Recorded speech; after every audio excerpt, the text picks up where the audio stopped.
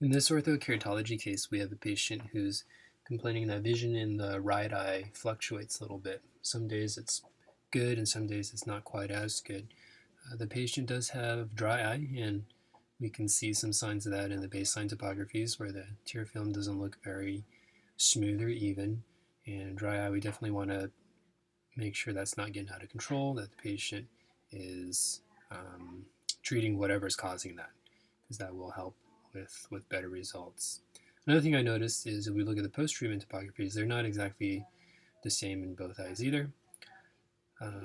In the left eye here, we can see there's better alignment out in the alignment zone, fairly solid blue right from the edge of the red ring. In the right eye, there's a little bit more green, more rippling here.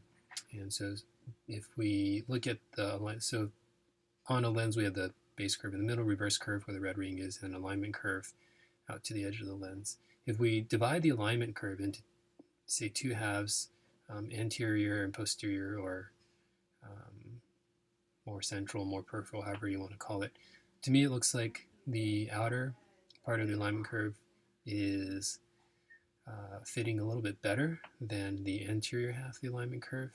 And so what we want to do is adjust this curve in a way where out here at the edge we kind of want to leave it where it is, but we want to tighten the lens a little bit on this side. And so let me bring up the lens and show you how to do that. So here's the lens that the patient's using for the right eye.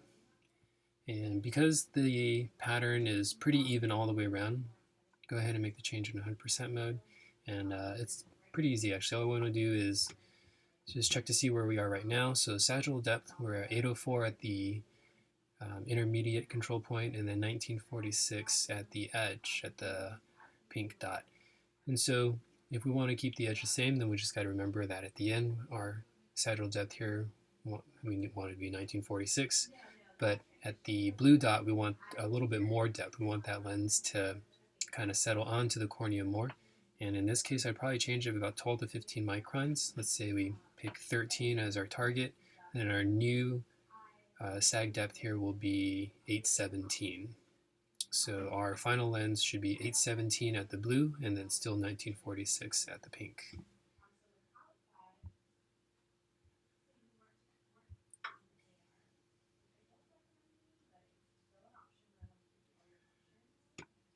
So almost there.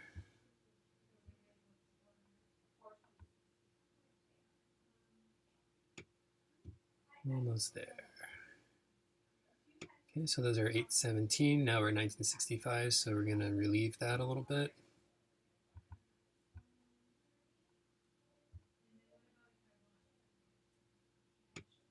And we're back to 1946.